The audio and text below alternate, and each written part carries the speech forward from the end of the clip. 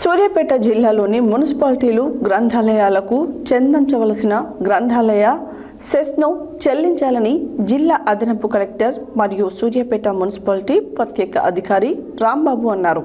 గురువారం జిల్లా కేంద్ర గ్రంథాలయంలో సూర్యాపేట జిల్లాలోని మున్సిపల్ కమిషనర్లతో ప్రత్యేక సమావేశం నిర్వహించారు. సూర్యాపేట జిల్లాలోని మున్సిపాలిటీలు గ్రంథాలయాలకు చెల్లించవలసిన గ్రంథాలయ సెస్ను చెల్లించాలని జిల్లా అదనపు కలెక్టర్ మరియు సూర్యాపేట మున్సిపాలిటీ ప్రత్యేక అధికారి రాంబాబు అన్నారు. గురువారం నాడు జిల్లా కేంద్రం గ్రంథాలయంలో సూర్యాపేట జిల్లాలోని మున్సిపల్ కమిషనర్లతో ప్రత్యేక సమావేశం నిర్వహించారు.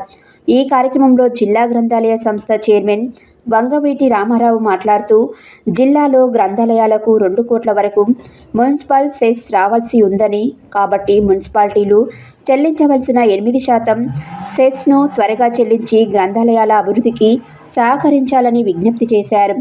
ఈ కార్యక్రమంలో Suryapet municipal commissioner Hanumantha Reddy, Tirumalagiri municipal commissioner Munwar Ali, Neredcherla municipal commissioner Ashok Reddy, Kodad municipal commissioner Ramadevi, Huzurnagar municipal commissioner Srinivas Reddy, ఇంకా గ్రంథాలయ కార్యదర్శి బాలమ్మ, శ్యామ్ సుందర్ రెడ్డి, శ్రవణ్ కుమార్, రంగారావు తదితరులు పాల్గొన్నారు.